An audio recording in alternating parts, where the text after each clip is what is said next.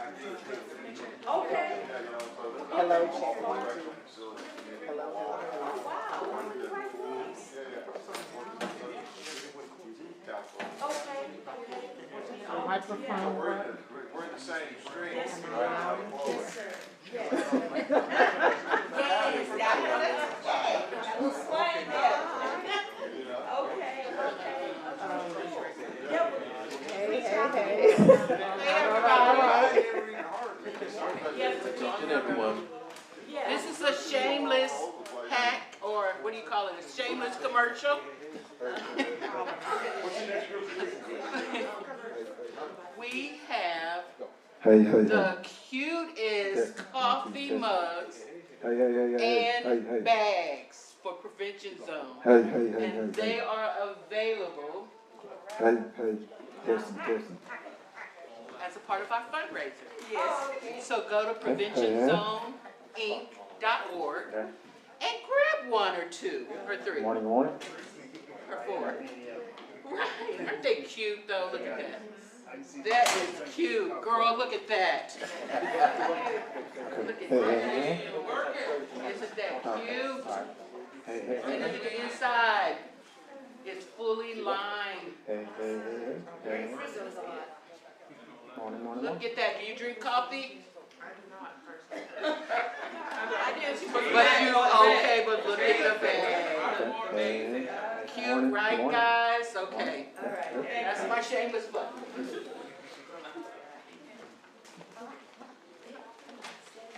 And this has been a public service announcement.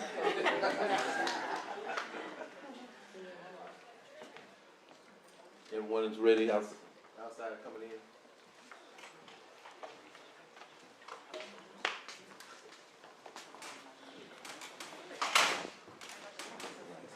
So I'll get settled.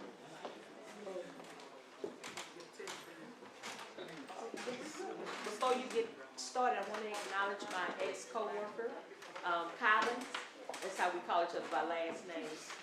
And we are connected by way of God.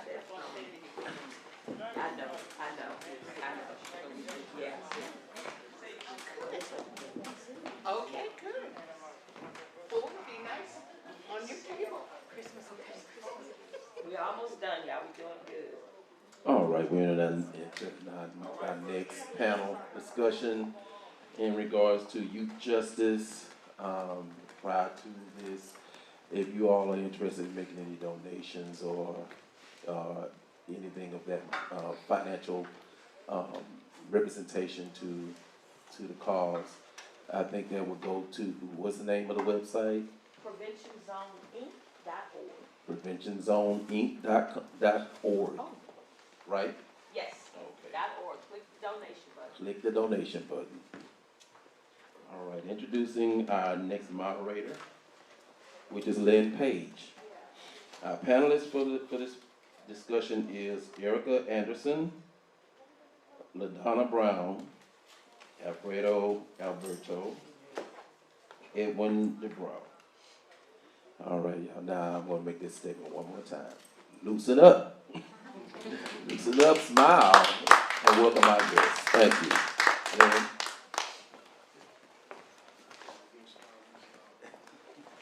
Hi, everybody. Hi. I am a substitute.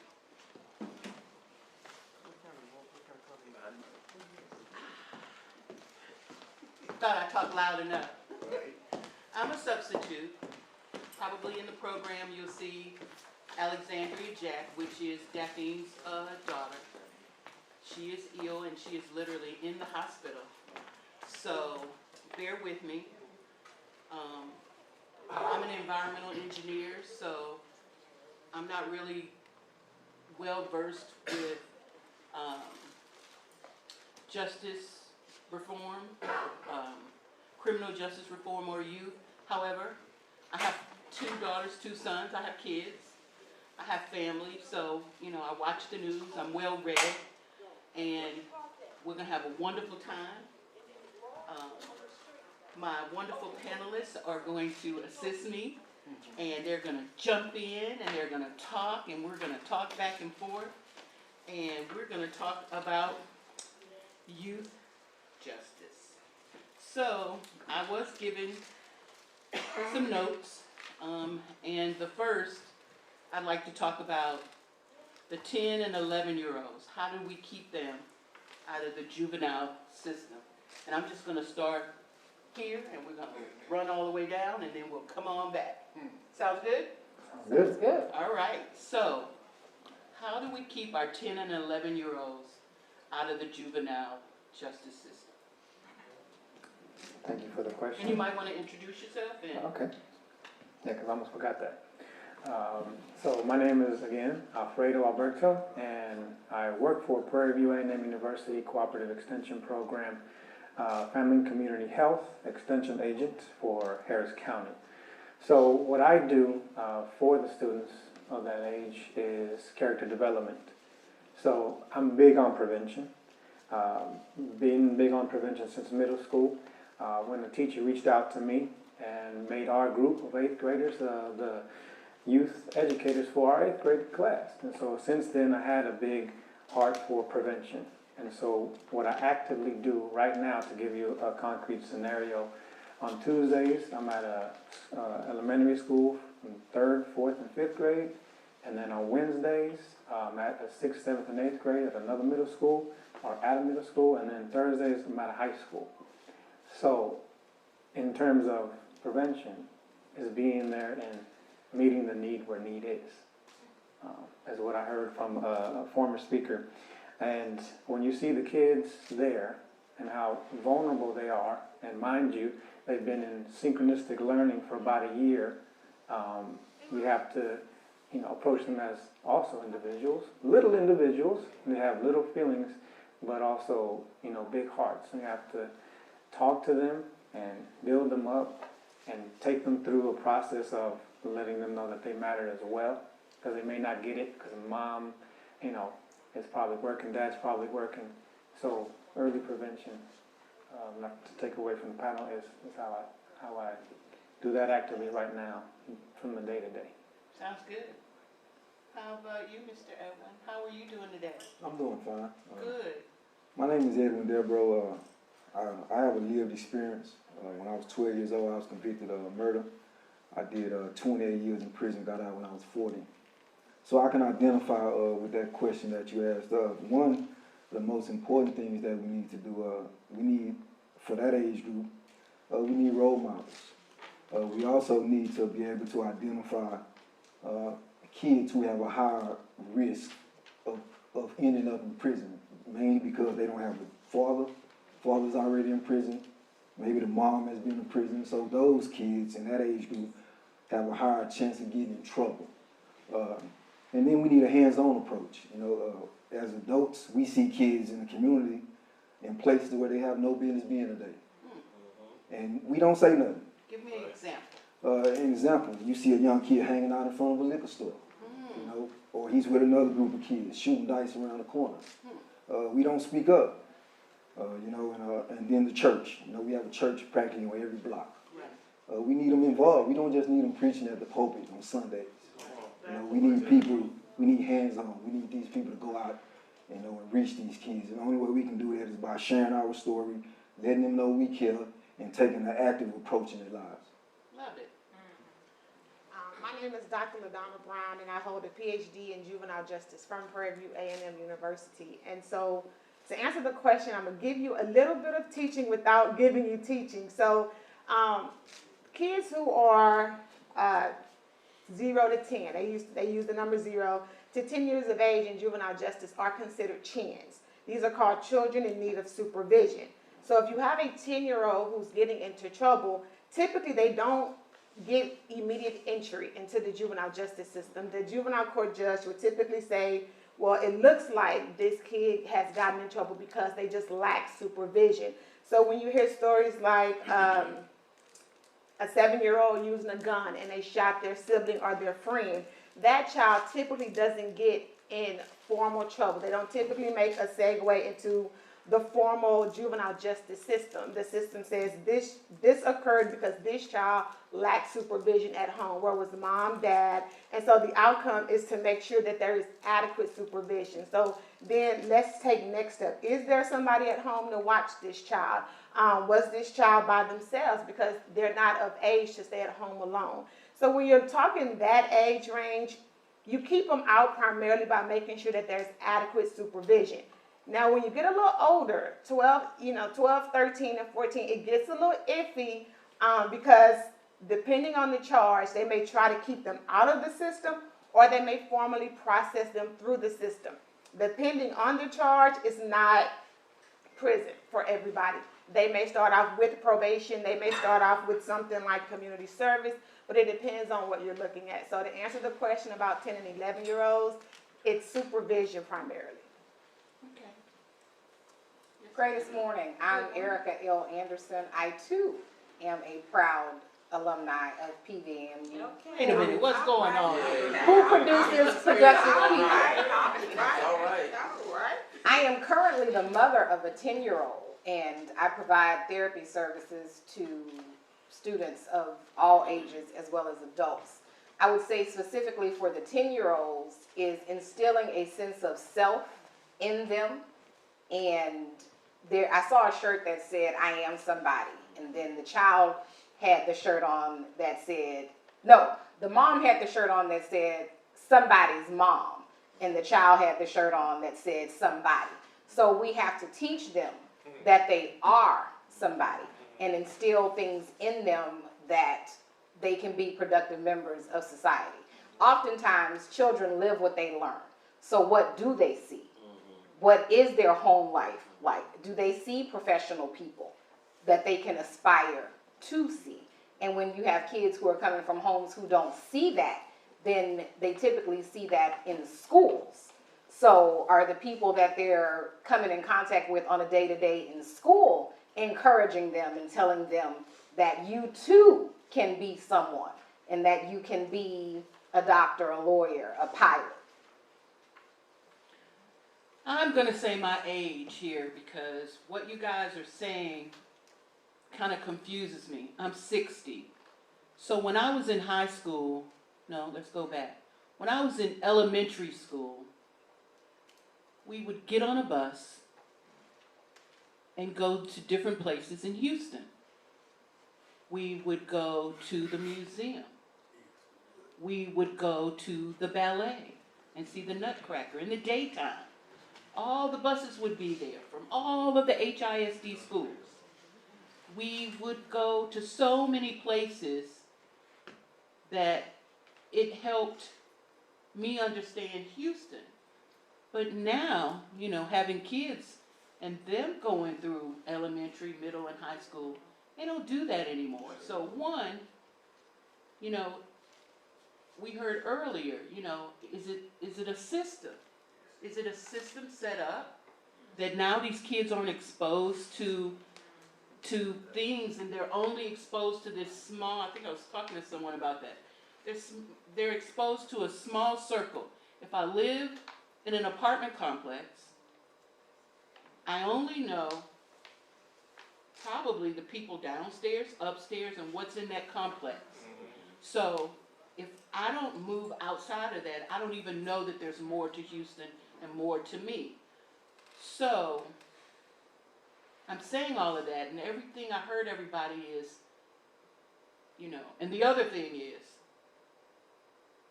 you could get in trouble by your neighbors when I was growing up. Before you even got home, your mother knew. Yep. My favorite thing was to pick Miss Johnson's flowers and bring it to my mom because I got in trouble at school.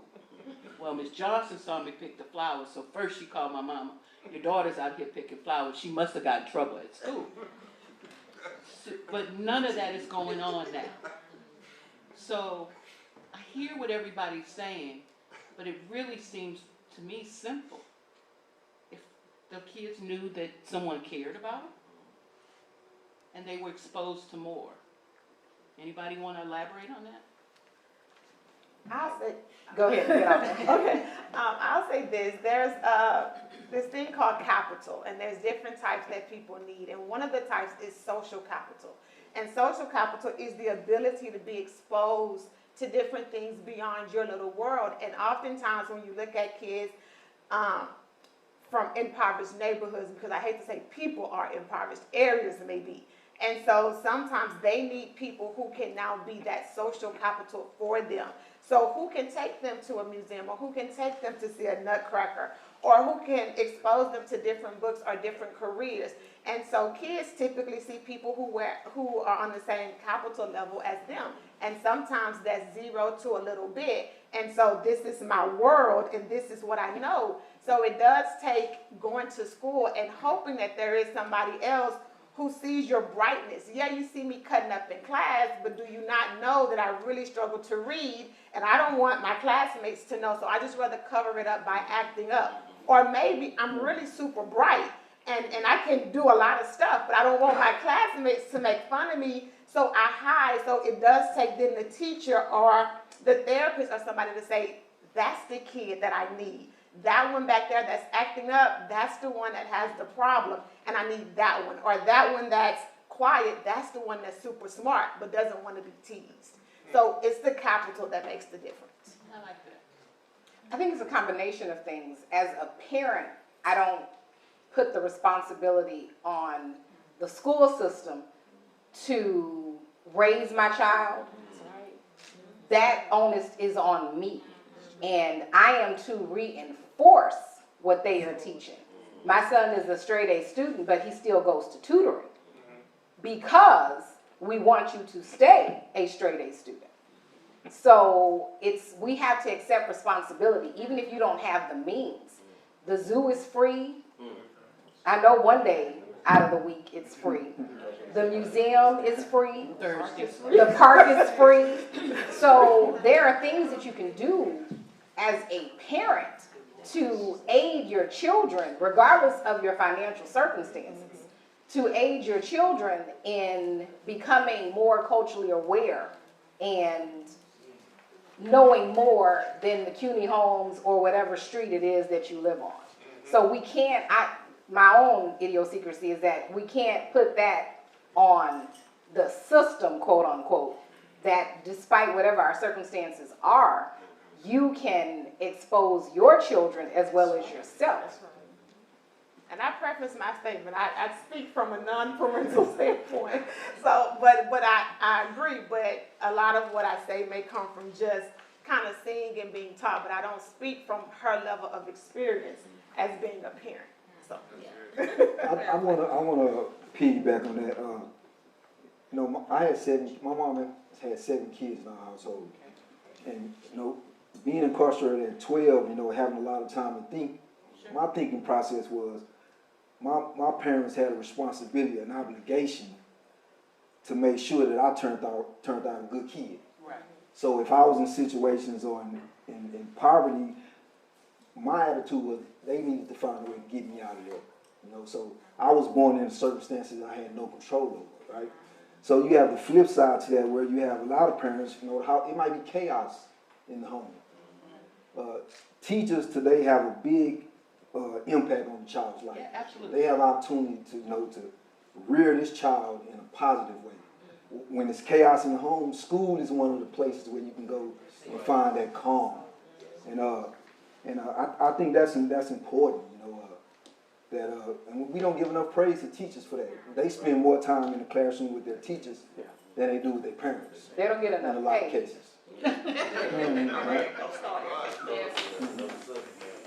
Now, the teachers have to care, though. I started out as a classroom teacher before I became a therapist, and I tell people often that I believe I'm a better therapist because I was a teacher first.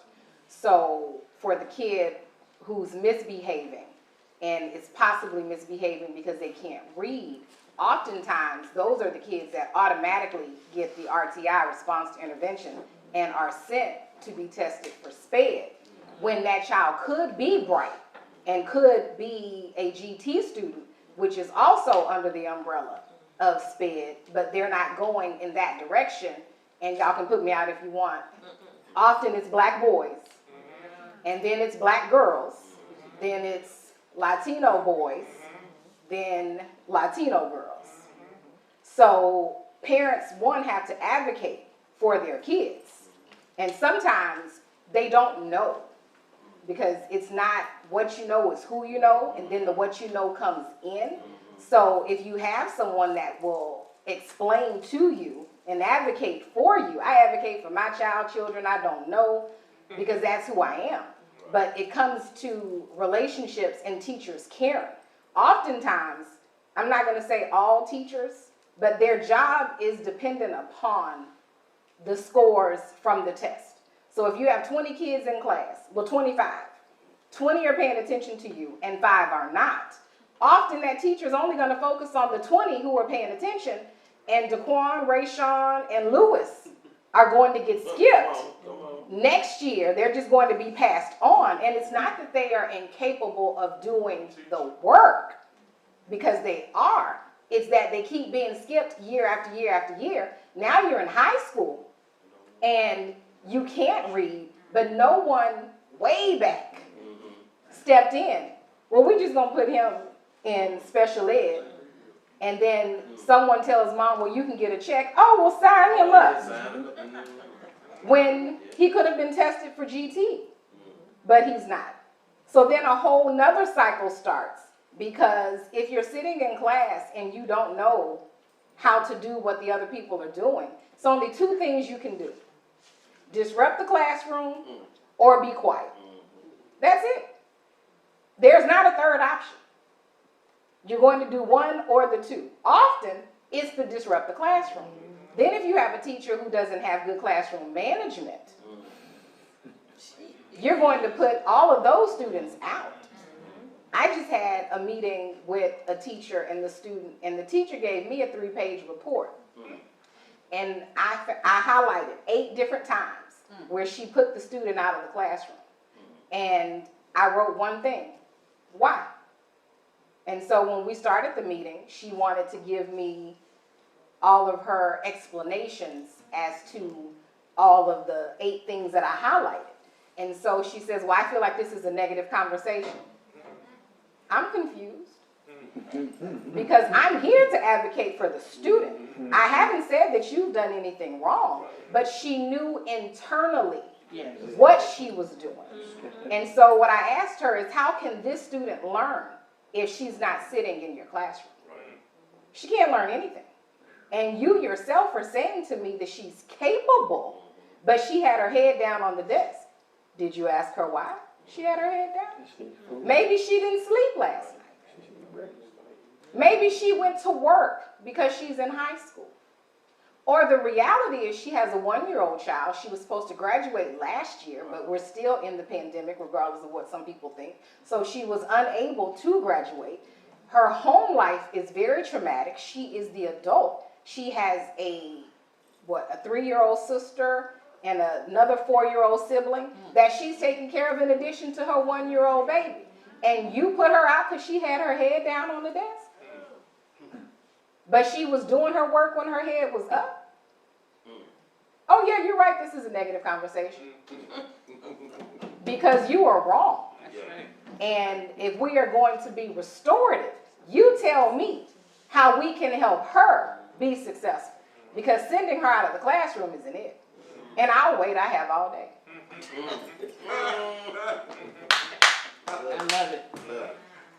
I love it. Hold on, I gotta turn my phone on now. Let's see, that's a good one. And I want to piggyback and say, I was a disruptive child in elementary school. Oh yeah. And Miss Price, my math teacher, she sat me down, black lady, all the other teachers were white, and she said, Lynn Page, you are so smart. Why aren't you just doing the work? Why are you cutting up? I said, because it's so easy. And so they moved me up to a different class. I was bored. I didn't know. And so sometimes it's just the one teacher to just lean over and say, you're so smart. Not you're bad. Not you're whatever the other negative words that you just can say these days. So that's my piggyback. Anyway.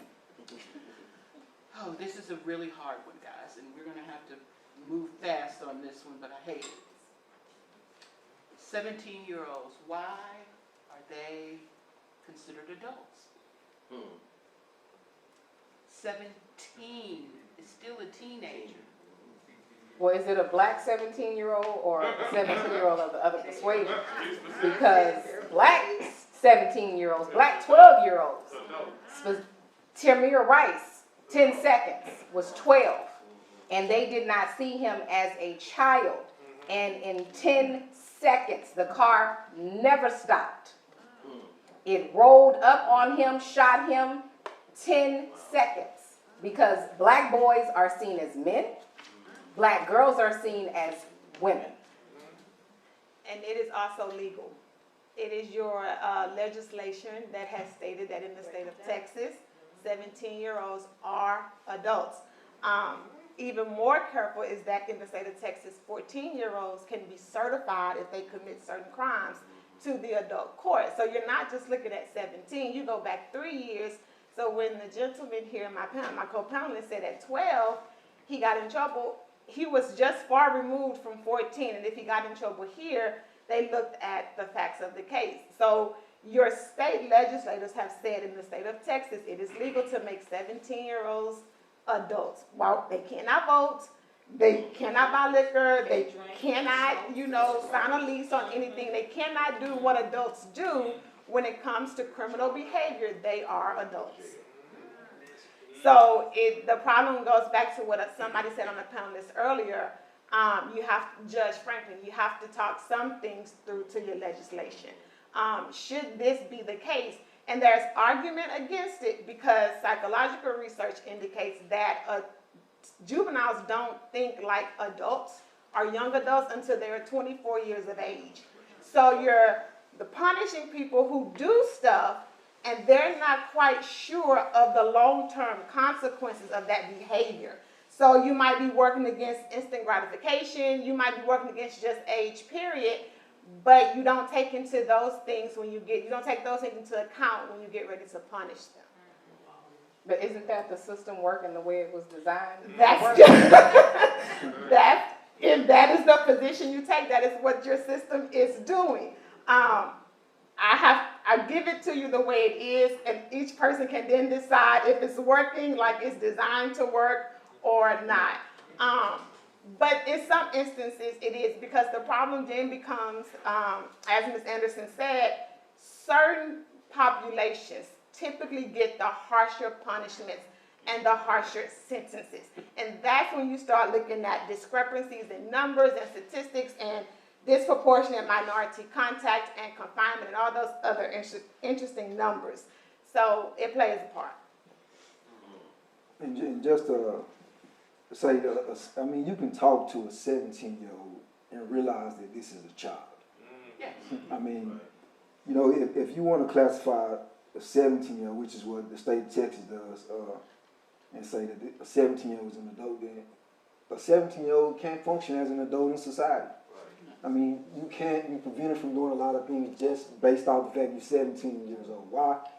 It's because people believe and interpret that a 17-year-old is not mature enough to do these things. I'm a part of a nonprofit called Everson Initiative. I'm the director of media relations, and we advocate for juveniles and kids who've been incarcerated since they were children. We basically we've tried to get the legislature to pass a bill that would just give these men and women a meaningful opportunity of parole review. Is it anything we can do? Can we sign something? Y'all have something? Yeah, we actually got a bill passed. It was a bill that was chopped up this session, but Abbott vetoed the bill. And it brings it back to being able to vote. Your vote counts. Get him out. I watch a lot of news conferences. I've never seen a news conference where Governor Abbott has showed some type of compassion. It's always about, I'm going to clear the prison, I'm going to put more immigrants in it, I'm going to do this, I'm going to do that. You pass abortion bill and just don't make no damn sense whatsoever. I mean, so people, I can't vote, wish I could, but your vote counts. It really does. I mean, we need to have people in there who want to change. You know, people who have realized that the system just doesn't work in its current form. It hasn't worked, period. So, you know, things need to change.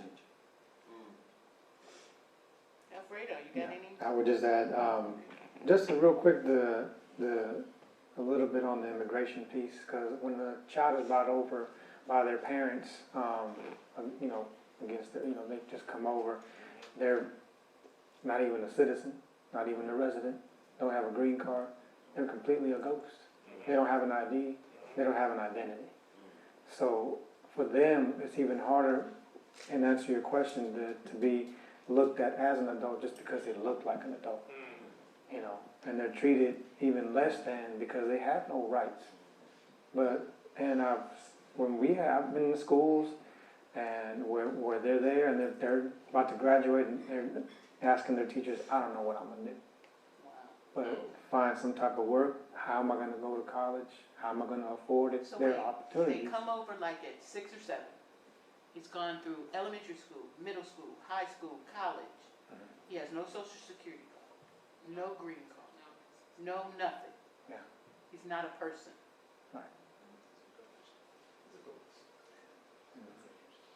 And sometimes through DACA, I mean, some of them were able to apply and go to school, but without that, I mean, again, you know, they have to find other means, which is pretty much illegal to make money or have a fake ID and to just make ends meet. We're gonna have to do this again. This is so wonderful, guys.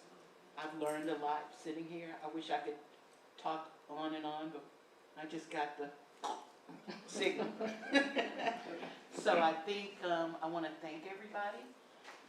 We're gonna do the picture and we're gonna do a giveaway. And thank you guys. We have one more panel.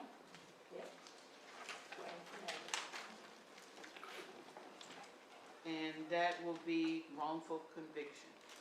Thank you guys so very much. Let's give them a hand.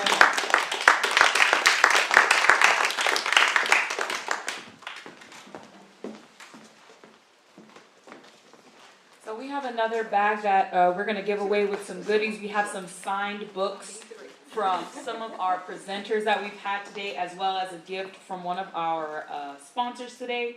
Ticket number 399-4212. 399-4212. I see you right there. We're going to get a picture with you up front with our panelists, if that's okay. Congratulations. You can go ahead and sign.